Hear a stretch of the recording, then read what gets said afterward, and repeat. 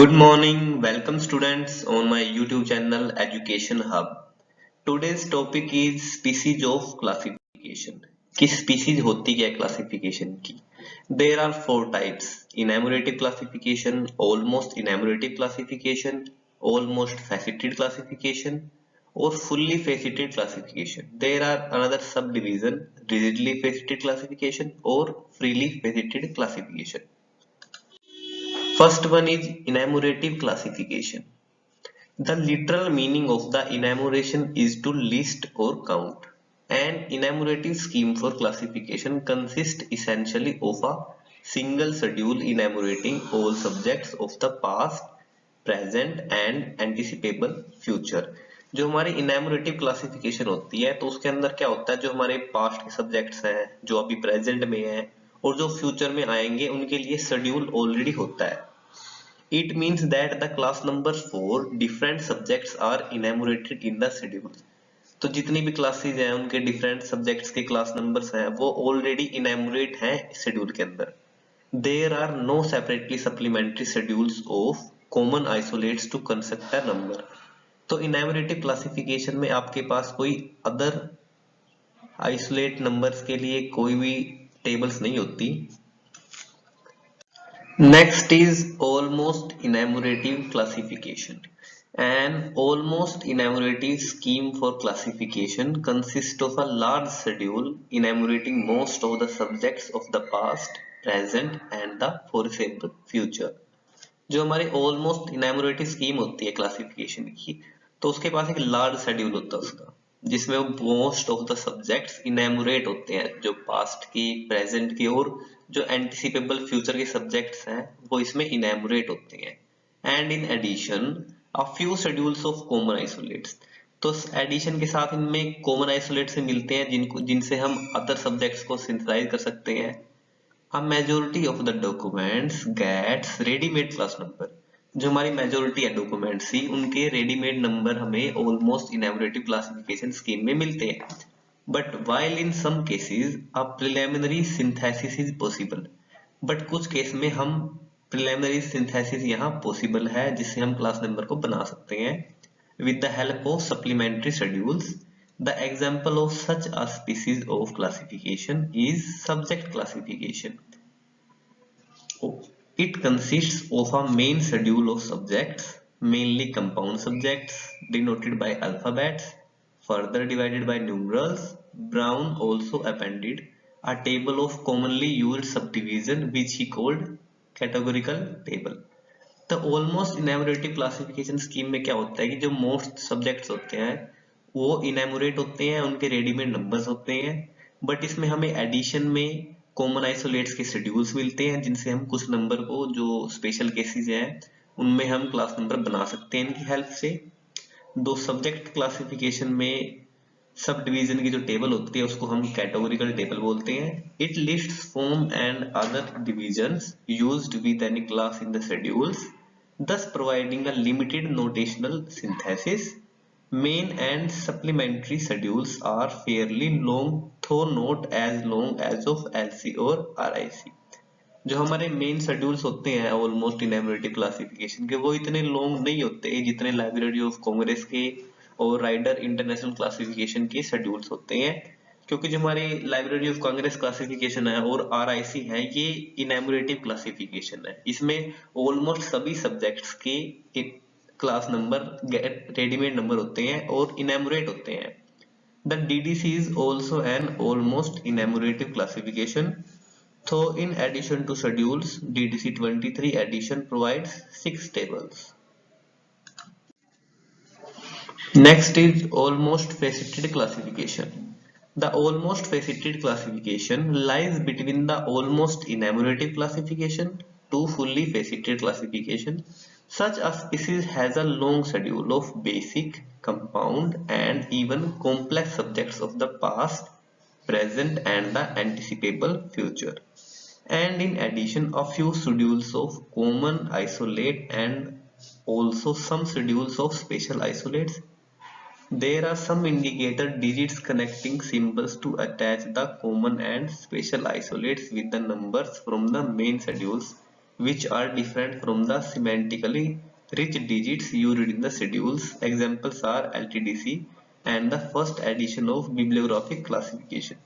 जो हमारे almost faceted classification scheme होती हैं उनके लॉन्ग शेड्यूल होते हैं जिनके अंदर बेसिक, कंपाउंड और इवन कॉम्प्लेक्स सब्जेक्ट्स भी होते हैं, और इनमें हमारे पास एडिशन में स्पेशल आइसोलेट्स और कॉमन आइसोलेट्स होते हैं जिनसे हम क्लास नंबर को सिंथेसाइज कर सकते हैं. Most of the numbers are still available readymade. हमारे पास most of the numbers readymade होते हैं, yet many more can be synthesized with the help of auxiliary tables. हमारे पास ऑलमोस्ट रेडीमेड नंबर्स होते हैं बट फिर भी हम कुछ नंबर्स को, स्पेशल नंबर्स को सिंथेसाइज कर सकते हैं ऑक्सिलरी टेबल्स की हेल्प से. Readymade class numbers are polylithic and their structure is bit more transparent. Schedules are comparatively small, तो main schedules are still lengthy. जो हमारे शेड्यूल्स होते हैं वो स्मॉल होते हैं बट जो मेन शेड्यूल्स है वो लेंथी होते हैं. There are many additional tables to supplement the schedules and thus increasing many times the capacity of synthesize a class number. जो हमारे ऑलमोस्ट फेसिटेड क्लासिफिकेशन होते हैं इनके अंदर हमें एडिशनल टेबल्स मिलती है जैसे स्पेशल आइसोलेट, कॉमन आइसोलेट, जिससे हमारी जो कैपेसिटी होती है सिंथेसाइज करने की क्लास नंबर्स को वो इंक्रीज हो जाती है. Being polylithic, the facets can be expanded internally. The use of several isolate facets and the prescription to combine two class number by colon and other symbols whenever the result cannot be got with the aid of schedules of isolate enable UDC to be sufficiently resilient to meet the pressure of the emergence of new subjects. Similarly, the resilience of bibliographic classification is comparable to that of UDC. तो UDC एक अच्छा example है हमारी almost faceted classification का, और UDC है जो हमारी क्लासिफिकेशन है यूनिवर्सल डेसिमल क्लासिफिकेशन, वो न्यू सब्जेक्ट्स के प्रेशर को हैंडल कर सकती है. तो इसलिए ऑलमोस्ट फेसिटेड क्लासिफिकेशन कैटेगरी में UDC को रखा गया है. Next is fully faceted classification. These are subdivision in two parts. First, rigidly faceted classification. Second is freely faceted classification. Rigidly faceted classification. It is the first stage in the development of faceted classifications. In a rigidly faceted classification, the facets and their citation order are fixed and their formula is predetermined. जो हमारी rigidly faceted classification है उसके अंदर हर subject के लिए एक face it formula पहले से ही प्री डिटरमाइन है. No facet can be omitted. आप उसमें से किसी फेसिट को रिमूव नहीं कर सकते. The first three edition of LE of 1931, 1939 and 1950 of the colon classification are considered rigidly faceted as they have provided a facet formula for each basic class. जो हमारे कोलन क्लासिफिकेशन के जो first three addition है वो हम rigidly faceted classification में include करते हैं क्योंकि उनके जो फेसिट फॉर्मूला है वो प्री डिटरमाइंड है बेसिक हर क्लास के लिए. In the class number there is cluttering of facets and it was a bit difficult to recognise the category to which a given facet belonged. The problem arose as there was only one connecting digit colon if an intermediate facet was absent. अब होता क्या है कि rigidly faceted classification scheme में जो हमारी colon classification है उसमें सिर्फ एक डिजिट है वो है कोलन. तो कोलन से सभी फेसिट्स को शो करना एक प्रॉपर क्लास नंबर के लिए वो डिफिकल्ट होता है. तो इससे हमें एक प्रॉब्लम अराइज हुई.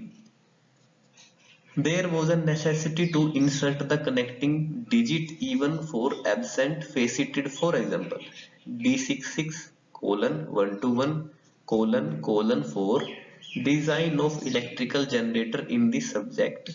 The part facet is alone absent. जो part facet है वो absent है इसमें. It occurs in the middle of the facet formula. Therefore, the connecting digit colon needed for it has been inserted immediately. तो इसके अंदर एक कोलन की नीड थी इमीडिएट, तो हमने डबल कोलन को यूज किया.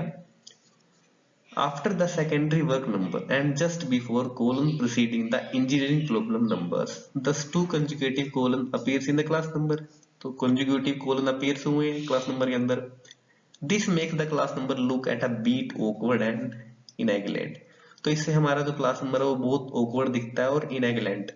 It means the use of facets was predetermined. It also makes the addition of new facets a bit cumbersome. Next is freely faceted classification. This is the last stage in the evaluation of library classification. A freely faceted classification is based on postulates and principles, and there is no rigid predetermined facet formula for the compound subjects going with the basic subject. जो हमारी freely faceted classification है ये proper base है postulates और principle पे। इसके अंदर कोई भी rigid नहीं है, कोई predetermined facet formula नहीं है।